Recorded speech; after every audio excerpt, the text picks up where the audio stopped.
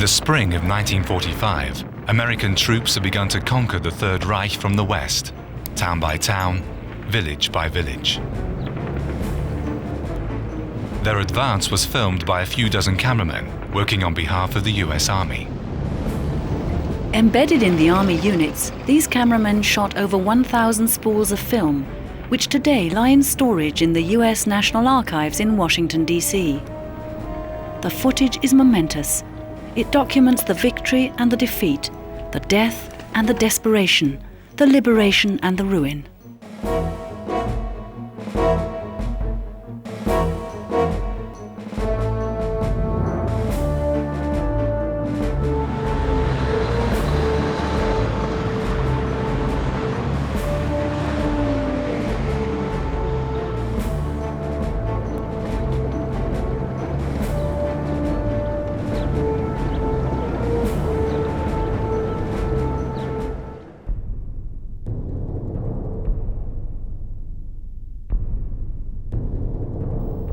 Operation Grenade was launched at 2:45 a.m. local time. 300,000 soldiers of the US 1st and 9th Armies were to cross the Rur River over a 70-kilometer-long line for the final battle against the Third Reich. The Americans had already reached the small river west of Cologne in December 1944, but the German offensive in the Ardennes had held up the advance. Now, 2 months later, the Allies were prepared for the crucial blow against the Nazi regime. The German troops on the other side of the river comprised approximately 30,000 men, supported by 70 tanks according to US Secret Service estimations. The attack had been postponed for 2 weeks, as the Germans had destroyed the dams upstream in the Eifel region, and the rivulet had become a raging torrent.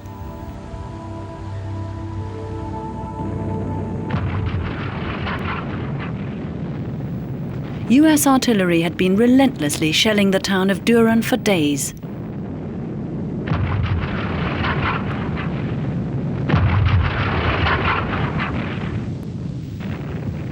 The majority of the town's population of 30,000 had been evacuated or had fled to safer areas.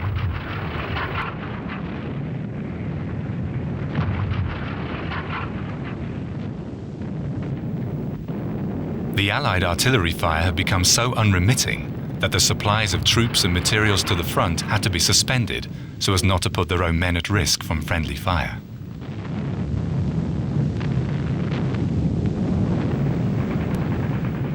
At dawn, however, soldiers in assault boats crossed the river.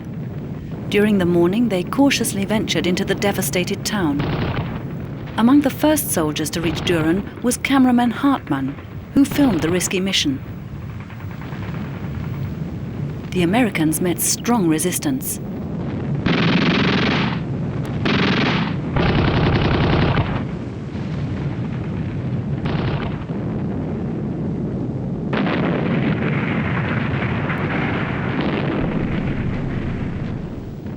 Many GIs were wounded or killed by plastic mines.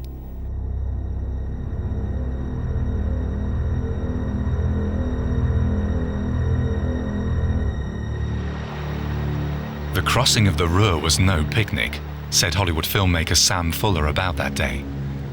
Even today, after all these years, the veterans refer to this battle as the Bloody Ruhr.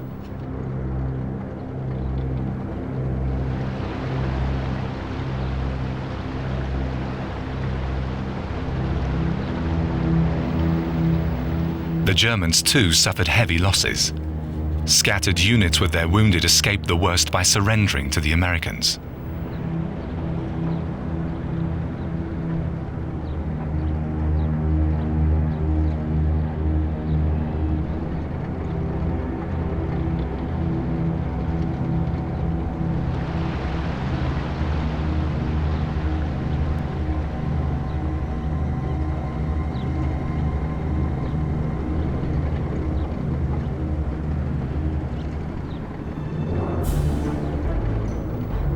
Further north, reinforcement units of the US 84th Infantry Division reached the town of Linnich.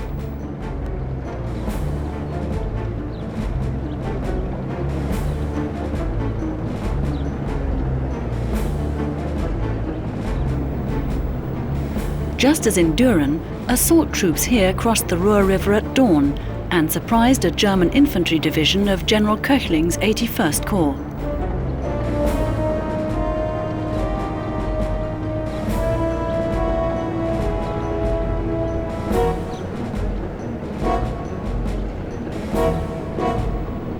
The official Wehrmacht report of the following day read, "Fierce fighting has erupted on the eastern bank of the Rur River near Linnich, Juelich and Düren. However, the enemy was unable to penetrate further into any of our main positions."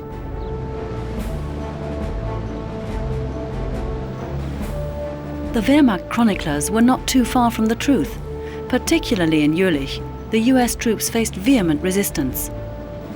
Photographer George Silk from Life magazine was there as the GIs fought their way into the town, taking building after building.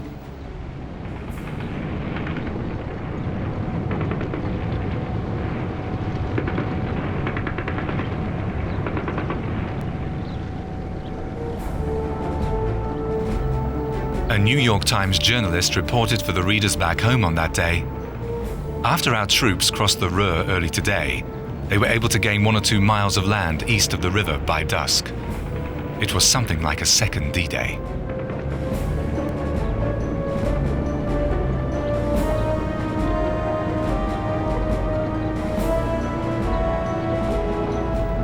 In Juelich, the Americans managed to secure a bridgehead overnight.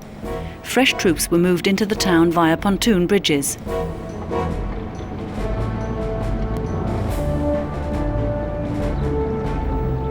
The GIs witnessed a picture of total devastation.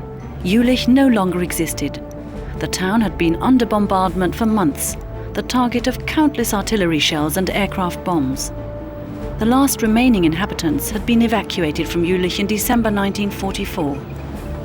In this heap of ruins, the German defenders had entrenched themselves and fought a senseless battle against the Americans over mountains of rubble.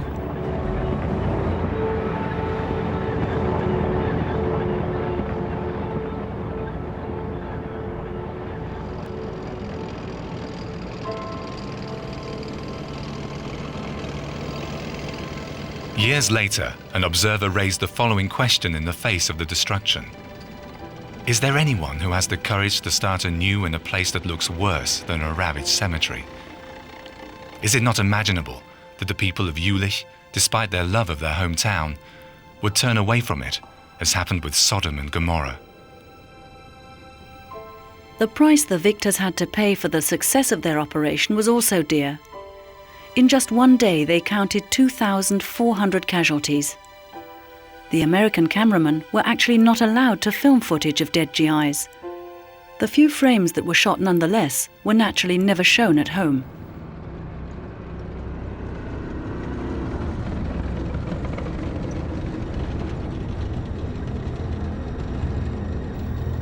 For some days now, the Americans have been moving heavy equipment across the Ruhr for their further onslaught toward the Rhine.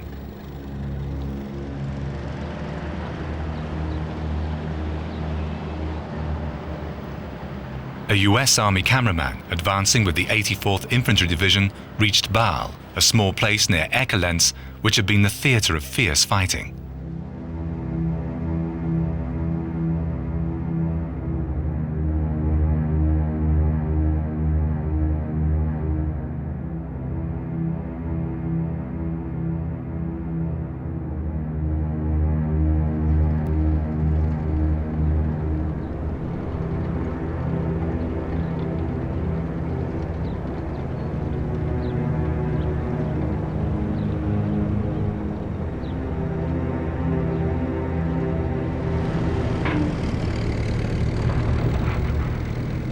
Using mortars and smoke grenades, the GIs secured the northeast-bound traffic routes towards Mönchengladbach and Düsseldorf, the next cities to be taken.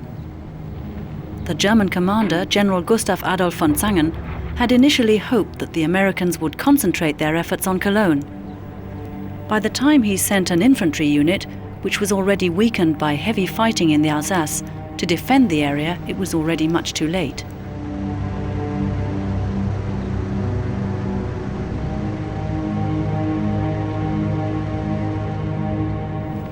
The Nazi Gauleitung had been distributing flyers with fanatic holdout appeals to stir up the population of the entire Rhineland for the oncoming battle. The enemy is trying with a storm to make inroads into our homeland. Behind the Americans lurk the Jews as occupation army officers, military policemen, and economic exploiters, waiting for the hour of their revenge. There is only one thing we can do to shatter the intentions of our enemies: fight with all available means, with all our weapons, with our last ounce of strength. The propaganda had hit its target. A German private wrote to his family back home, "The Americans are expecting us to lay down our arms, but they're dead wrong. It's true that things look bad, very bad, but I'm still confident that we will win the war nonetheless."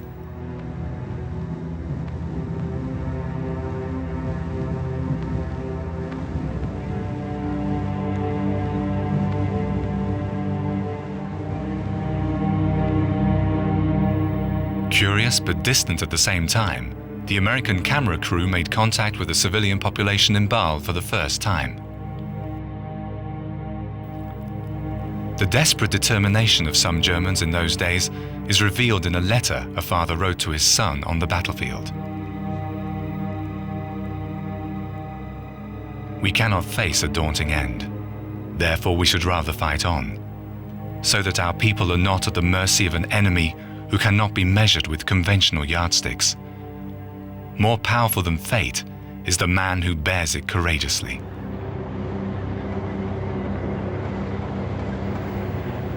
The inhabitants of the surrounding villages were herded together for security purposes and taken to Koblenz, where they would remain in custody for 10 days.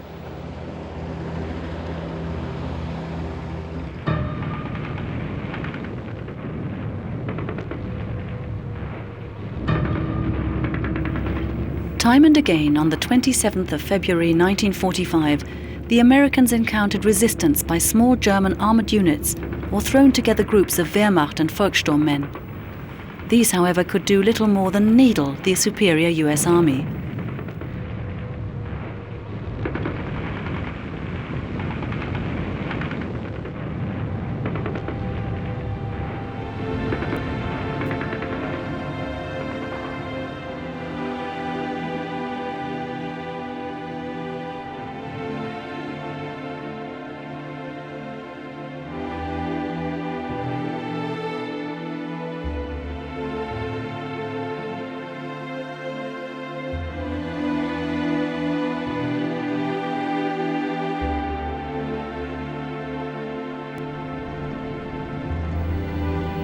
The American bridgehead east of the Rur River had become invulnerable.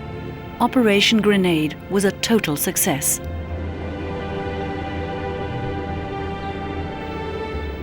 Hitler's soldiers did not know their Führer's whereabouts. It was said that he was in one of his headquarters. In reality, however, he commanded the remaining troops from the bunker of the Reich Chancellery in Berlin. Despite his orders that capitulation to the enemy carried the death sentence, more and more units were surrendering to the Allies without resistance. However, confidence in their supreme commander still seemed to exist with some people. A letter written by a soldier reads, "The Führer is not a rogue. He is not so bad that he would lead a whole nation to its demise. So far, the Führer has always given us his love and promised us liberty, and all his plans have come to fruition."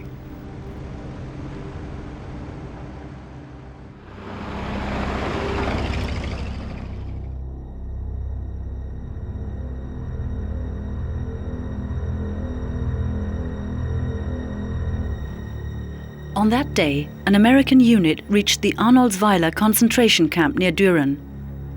Only a few dozen Polish and Russian slave laborers were still there to celebrate their liberation. Up until the very end, they thought they would not live to see the end of the war. The number of slave laborers who paid for the brutal treatment in Arnoldsweiler with their lives was unclear at the time. The scale of the terror became known only in 1960, when 1,500 skeletons of former forced laborers were found in a mass grave.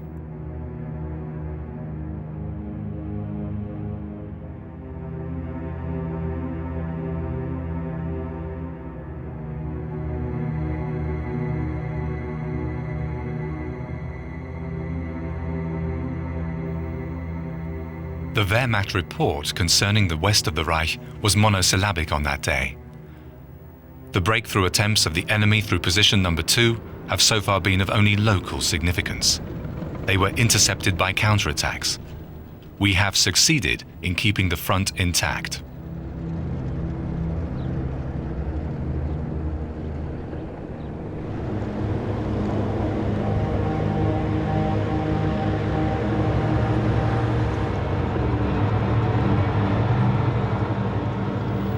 The American units continued to advance without encountering serious resistance. These images are from the small village of Fettweiss near Düren, which infantry units had taken after a short battle on the previous day.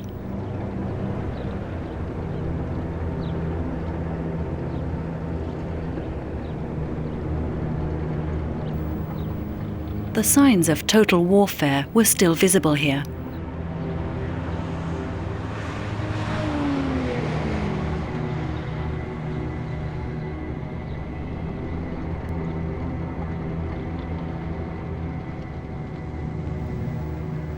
Propaganda Minister Joseph Goebbels noted in his diary on the 28th of February 1945, "We must be like Frederick the Great once was, and follow his example in resolve."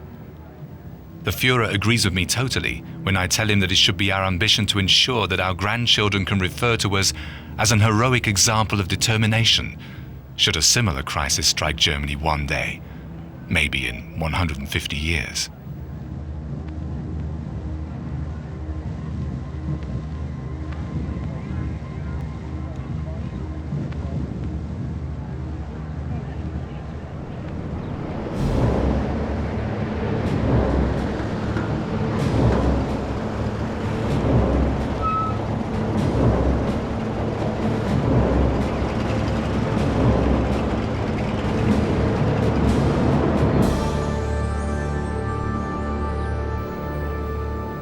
Cameraman Thompson captured some very moving scenes of 0 hour in the village of Hinsbeck, west of Krefeld.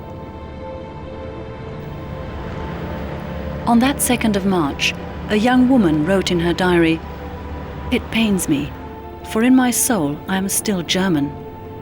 I went inside and wept in my room. It's a strange and bitter feeling, seeing the enemy in our country. I constantly think of my husband Rudi. I don't know where he is now or how he is coping. When will all this end?"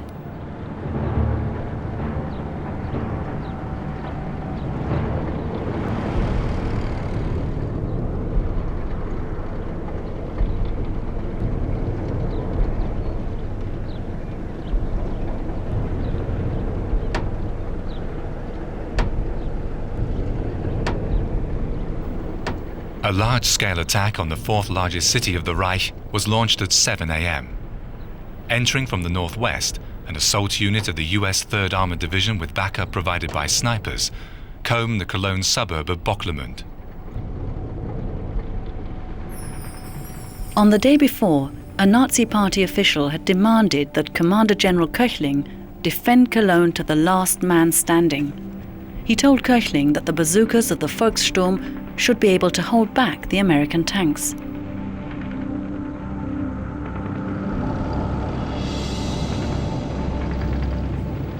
The GIs had been told that the Germans would probably offer little resistance. Yet, as soon as the US troops reached the city boundary, they became engaged in a fervent battle. Cameraman Walter Rosenblum shot these extraordinary images at the risk of his own life when German 88mm guns opened fire.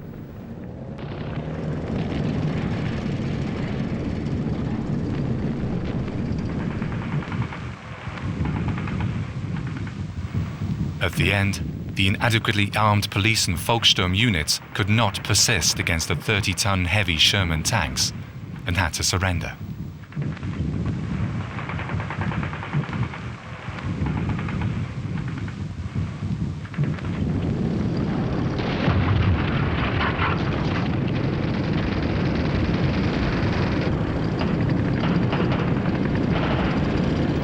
Along the Venloerstraße, the US 3rd Armored Division moved into Bickendorf, another Cologne suburb.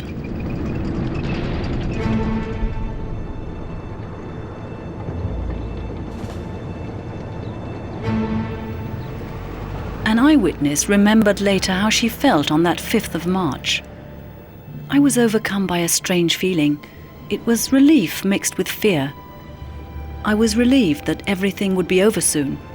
The relentless air raids and the endless sleepless nights of the last weeks and months. But I was also scared, because the Nazi propaganda had been continuously reporting Allied atrocities in the press and on the radio, rapes and abductions. However, we soon found out that the Americans were not the monsters the Nazis had claimed them to be.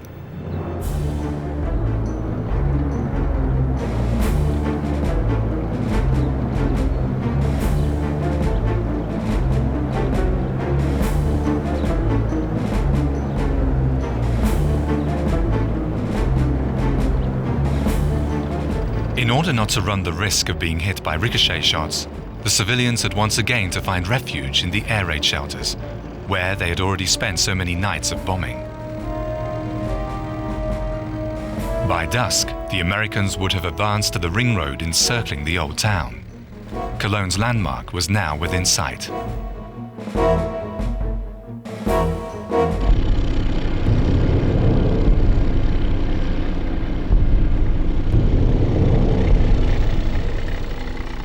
The US 3rd Armored Division units met with a dreary sight in the center of Cologne. The church towers were the only orientation points. After countless nights of bombing, the old town had been reduced to heaps of rubble. A US soldier said later he came to a dead city. How many German troops may have been entrenched in the houses was unclear. Snipers could have been lurking anywhere. Anyone who got in the sights of the GIs was fired upon instantly.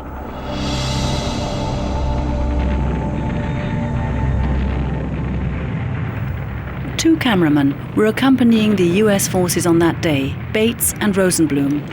They captured spectacular house-to-house fighting scenes from close up.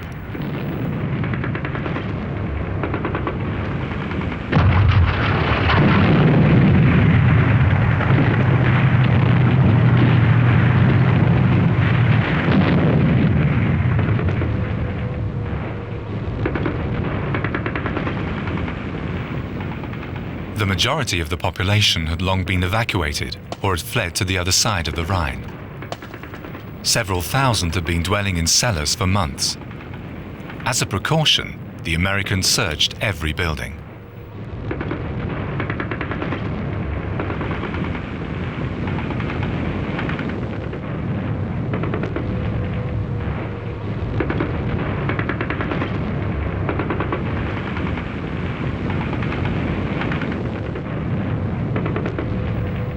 A young woman in her car was caught in crossfire at Christophstrasse and had to be rescued.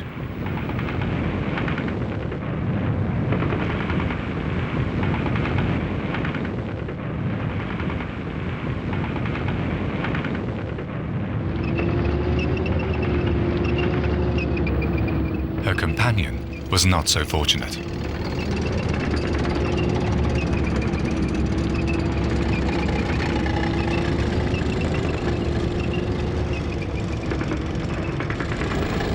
During the early afternoon, Sherman tanks cautiously approached the cathedral square, where another pocket of resistance was expected.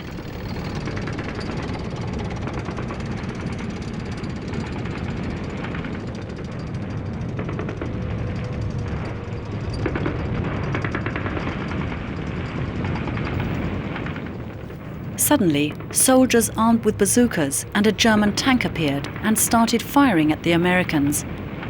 A Sherman was hit full on. 2 crew members died on the spot. The commander bled to death.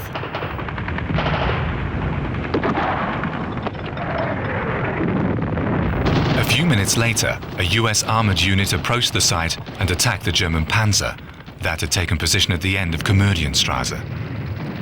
3 soldiers managed to escape from the burning vehicle and were shot on the street.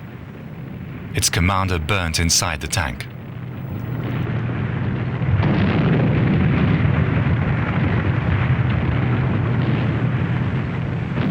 The cameraman had managed to take up position in time to capture these dramatic images.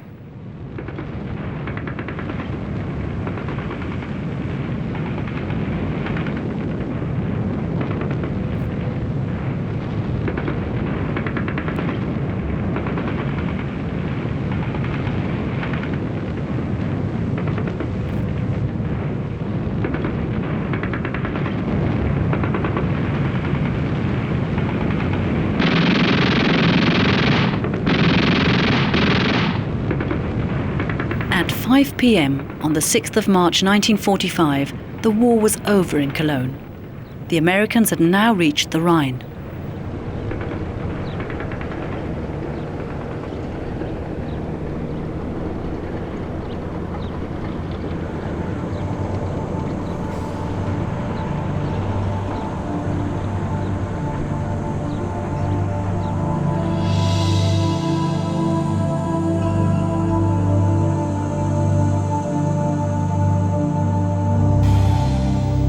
The Wehrmacht's Supreme Command issued just a brief comment on the events of the previous day.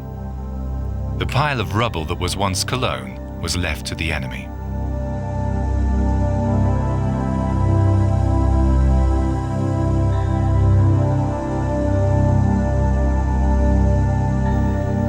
American journalist Janet Flanner went to Cologne a few days after its capture by the Allies. She noted, "Reduced to rubble, and in the isolation of total physical destruction, Cologne, a city without any shape or features, leans on its riverbank. Those who have remained here laboriously battle their way through the blocked side streets. A diminished population, dressed in black and loaded with bundles, quiet like the city itself. Most of the inhabitants of Cologne don't have much to say. Numbed by a week of defeat, 3 years of bombing, and 12 years of propaganda. The old men, the women, and the children who now live in the city seem to have lost the ability to think reasonably or to tell the truth."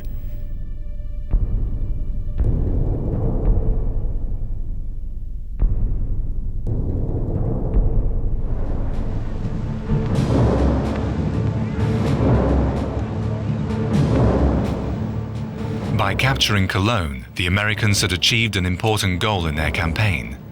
Yet there were many more cities, towns and villages to be taken before Adolf Hitler and his Third Reich were defeated. Everywhere the troops arrived, they first searched all buildings for arms. These are images from Mechenich, on the northern fringe of the Eifel region. Every uniformed man aroused suspicion, even if they were just employees of the Reich railways. Nazi officials may have been lurking in disguise in civilian clothes anywhere. Often, the locals had to resort to their meagre school English to mollify the GIs.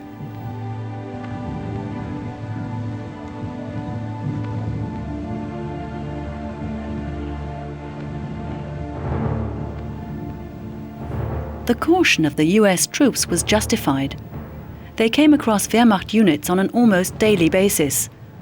And it wasn't always that Hitler's soldiers surrendered so readily and without resistance.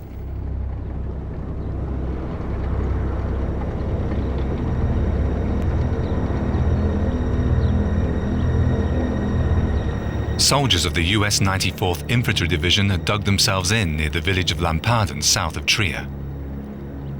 Fierce fighting had been raging here for 2 days.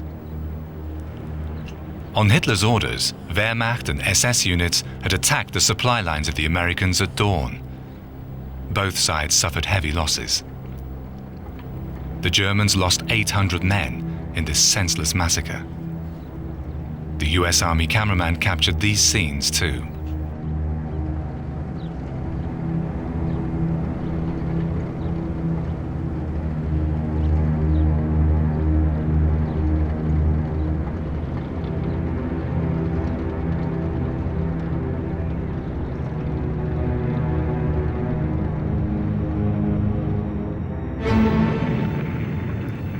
Two days prior to that, the Americans had taken control of the first undestroyed bridge over the Rhine at Remagen.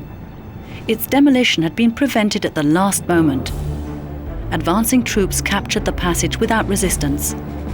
The scene was reenacted on the spot for cameraman Gedix on that Friday, the 9th of March. Within 24 hours, 8,000 GIs reached the right, the east side of the river, and established a bridgehead. Hitler was enraged. He had the people responsible tried by a drumhead court-martial. 4 officers were executed. 1 managed to flee into the hands of the Americans.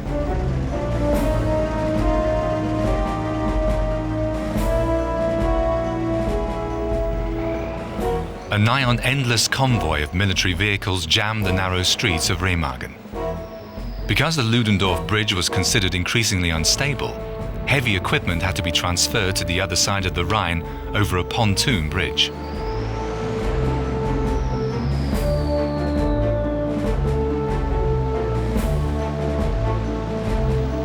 The entry in Propaganda Minister Goebbels' diary for that day was skeptical. Alarming news came from Eisenhower's headquarters. Apparently, the Americans succeeded in establishing a small bridgehead on the right bank of the Rhine.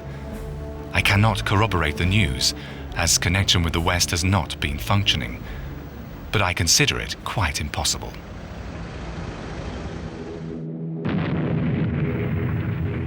Remagen had now become a main target of German air raids and V-2 missiles. However, only few bombs struck home and merely delayed the construction of the pontoon bridge. The Ludendorff Bridge remained intact.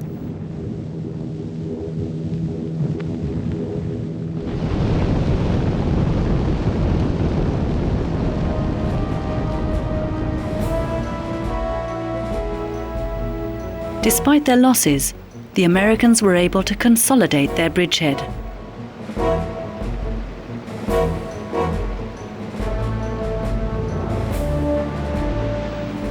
A German soldier wrote to his wife on that day, "It has become an unequal battle of 1 to 100. We shoot once, and we receive a barrage of 100 shots. What kind of war is this?" Further on, he added, "Don't let our dear relatives and friends make you falter. At the end, victory will be ours, and those who are in doubt today will later be the first to claim that they had known it all along."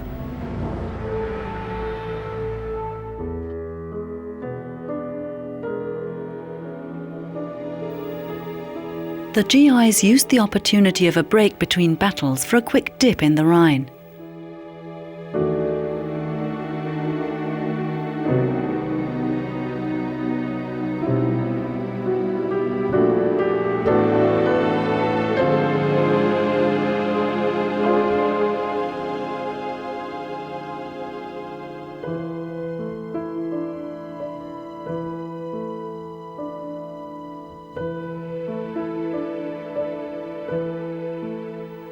Somewhere in American-occupied Germany, a US cameraman filmed these extraordinary scenes. German soldiers had surrendered to the enemy and were being searched.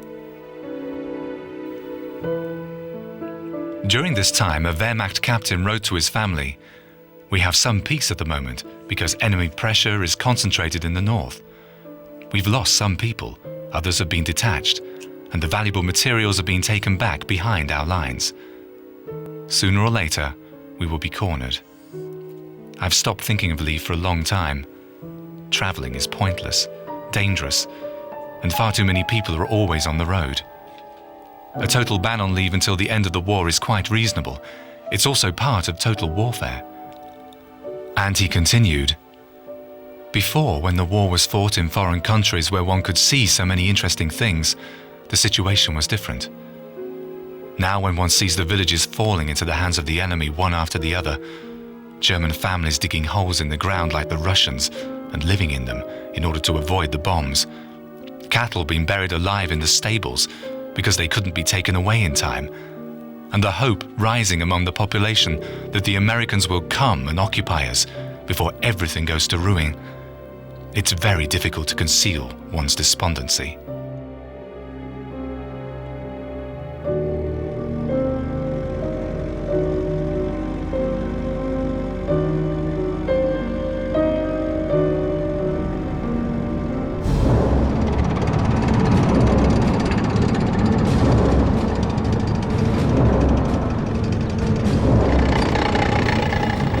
US Commander George S. Patton had been enviously noting the success of the Ninth Army in Cologne and Remagen. The advance of his Third Army from France towards Cologne was at first met with strong resistance from Wehrmacht and SS units.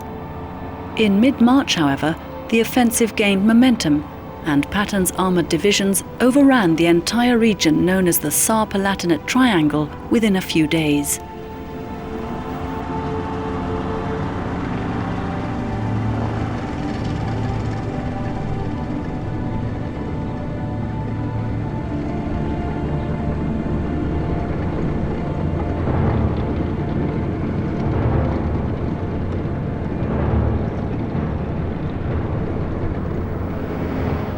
Tens of thousands of German soldiers were taken prisoner.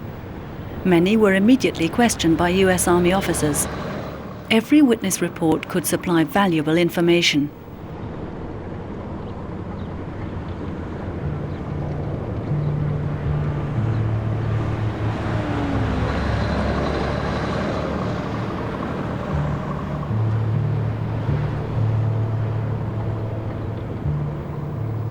On that 15th of March, Joseph Goebbels wrote in his diary of a discussion he had with the armaments minister. Speer is of the opinion that economically the war is lost. The German economy could keep up recent output for another 4 weeks. After that, it would gradually collapse. Speer regrets that the Führer cannot reach a decision on the most important issues. He believes that his physical handicap has caused the Führer to lose much of his vigor. Speer's opinion on sustaining the basics of life for the German people is correct. He is adamantly against the scorched earth policy. He explained that if the population's lifelines regarding nutrition and economy were to be cut off, this should not be our task, but the task of our enemies.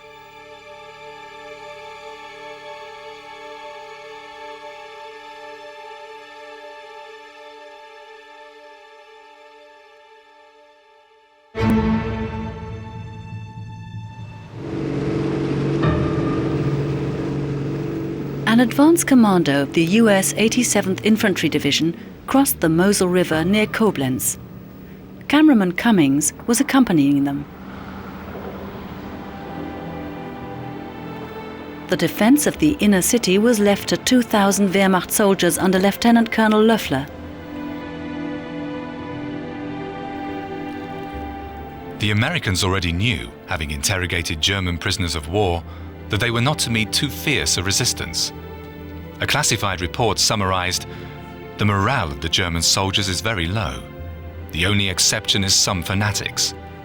The German soldiers cannot understand why their commanders send them to battle with inferior arms against the obvious superiority of the US Army. Civilians urge the soldiers to surrender without resistance, so as to spare their houses and villages from destruction." Still, the elite US unit tentatively groped their way into the Koblenz district of Moselweiss. German units determined to fight until the end, or snipers, could be lurking anywhere.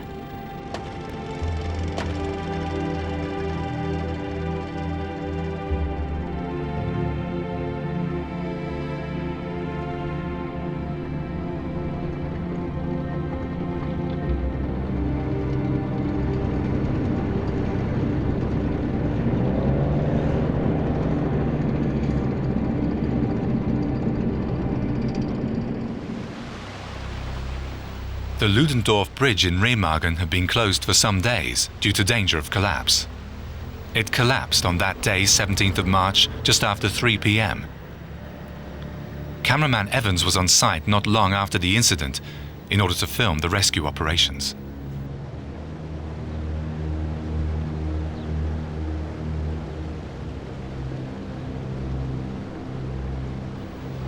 Some 200 engineers were doing repair work as they heard steel breaking and the bridge began to quiver.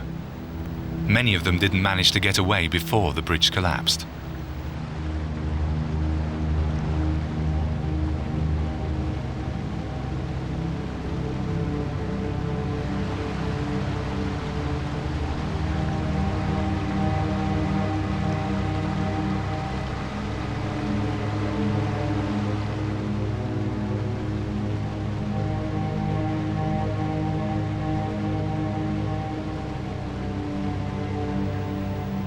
"25 US soldiers died on the spot.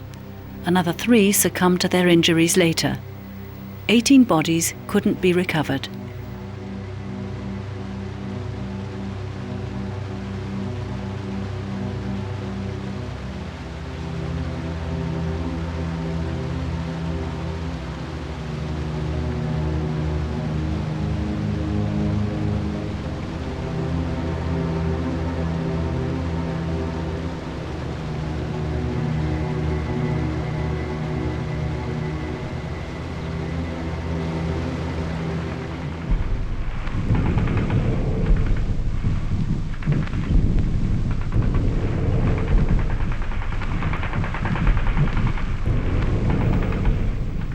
US artillery have been shelling the center of Koblenz for the last 24 hours in order to clear the ground for the entry of the US 87th Infantry Division.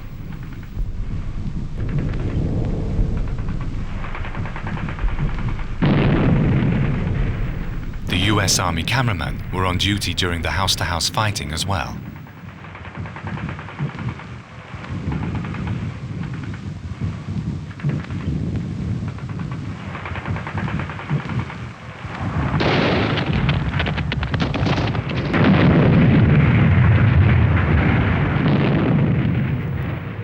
Occasionally, German soldiers capitulated, showing the passes the Americans had been dropping over the enemy lines in the last few days.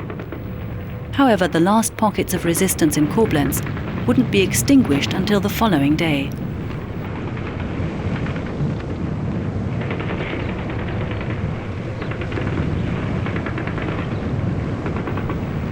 On that 18th of March, a young German sergeant wrote in his diary, "Wherever we look during these spring weeks, we see the destruction of our country escalating day by day. We must steel ourselves more than ever before against this reality." As far as one can predict, this war will not end with an armistice agreement, but only when the resistance of the last division in the last corner of the Reich has been broken.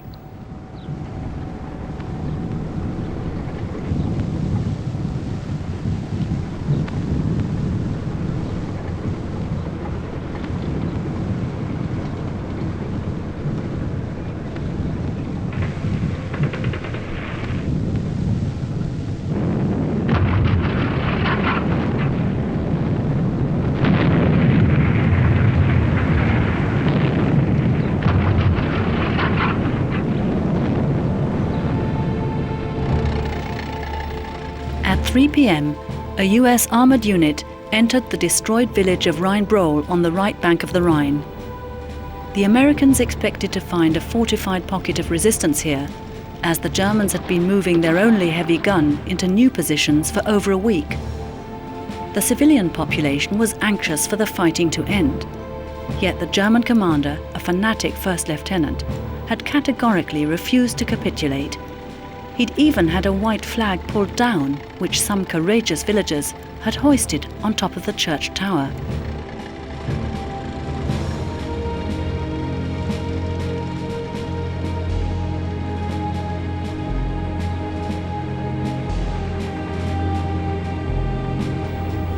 At the end, Hitler's soldiers had to surrender to the superiority of the enemy. The Americans remained cautious and had the village evacuated. Cameraman Giddix filmed the operation.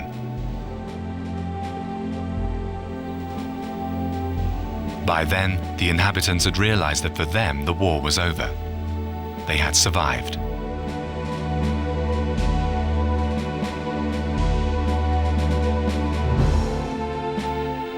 That day saw the first of Hitler's so-called Nero decrees to be issued from the bunker of the Reich Chancellery. All military, transport and communication facilities, industrial establishments and supply depots, as well as anything else of value within Reich territory which could in any way be used by the enemy immediately or within the foreseeable future for the prosecution of the war, will be destroyed.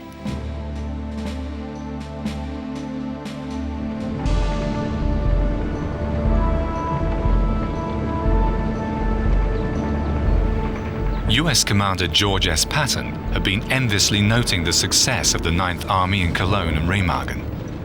The advance of his Third Army from France toward the Rhine met with strong resistance from Wehrmacht and SS units.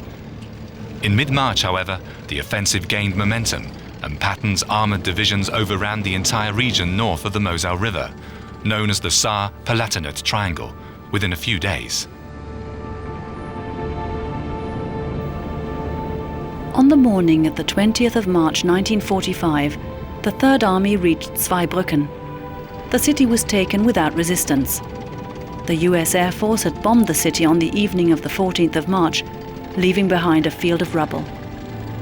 After the raid, the Nazi commanders of the city removed their uniforms, medals and decorations fleeing in civilian clothes. Some party members who had come to volunteer for battle were sent home by an official. Go away and get yourselves to safety, or do you believe that you can still win the war? Just before the US 3rd Infantry Division entered the city, some determined women were clearing away tank traps, so to demonstrate their good intentions to the Americans. Despite the goodwill gestures, all civilians were herded together on Homburger Straße and evacuated. The GIs were worried about snipers hiding in the ruins.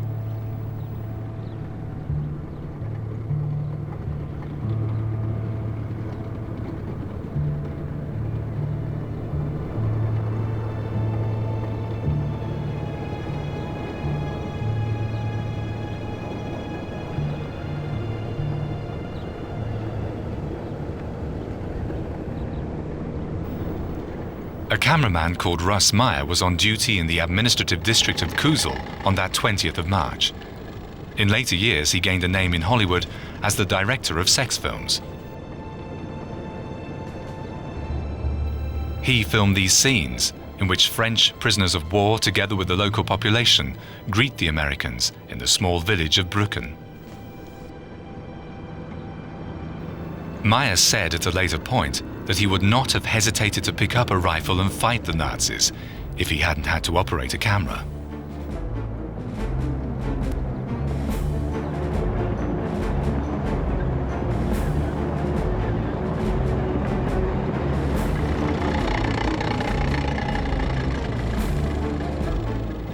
Meyer also filmed this footage in a different location. Here, the locals greeted the American troops as their liberators. He may have used his talent in directing to make the scene more credible. In any case, nothing here recalls the fact that the German units stationed in this area had just retreated in great haste.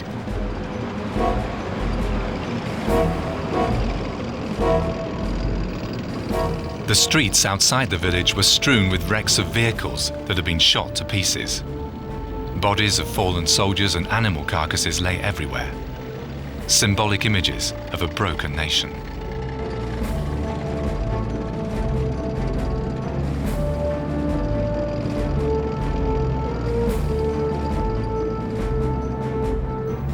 It would be best to forget these days, to wipe them from memory completely, wrote a German soldier in desperation to his wife on that day.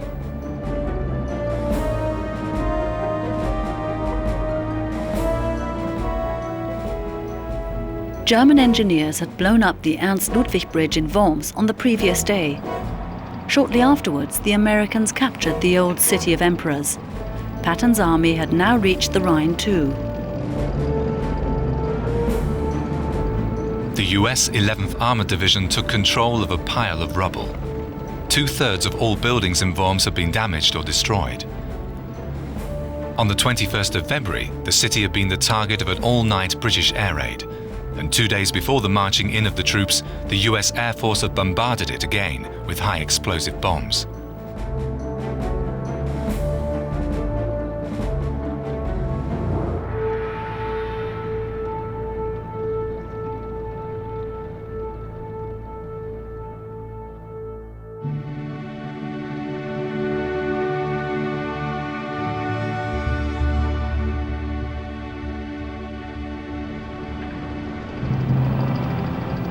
The town of Nierstein, south of Mainz, resembled an army camp.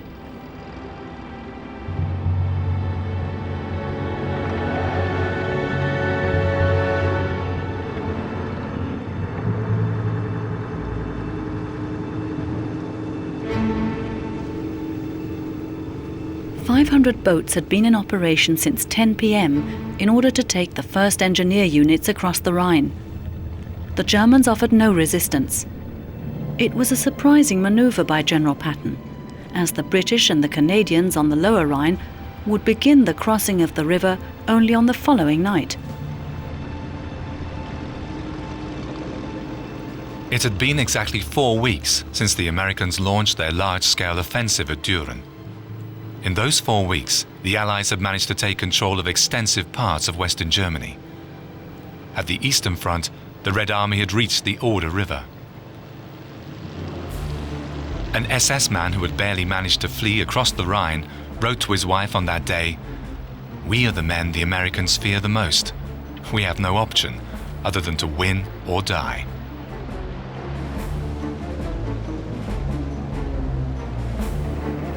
Just 40 kilometers away from Nierstein in Frankfurt am Main, a young woman wrote in her diary, "We're sitting here waiting for the Americans. For the first time in years, I can reflect again on world history and how it has so often been shaped by power-hungry fools. If it wasn't so tragic because of all the lives it has cost, it would be funny."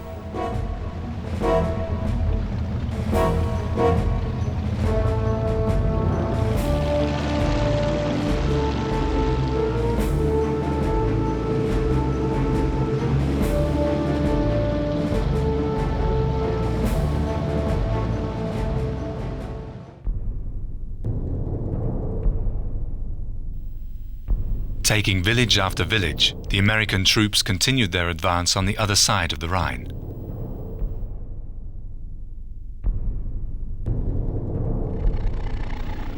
A German corporal noted in his diary, "The opinion prevails that we are now at the beginning of the decisive battle.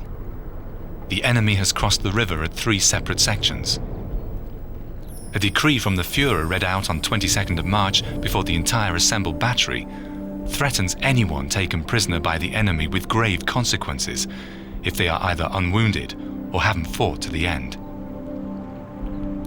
Apart from the fact that he would forfeit his honor, his dependents would lose all financial support and other benefits. His family would become liable for his actions. Acknowledgements of the order had to be confirmed by signature."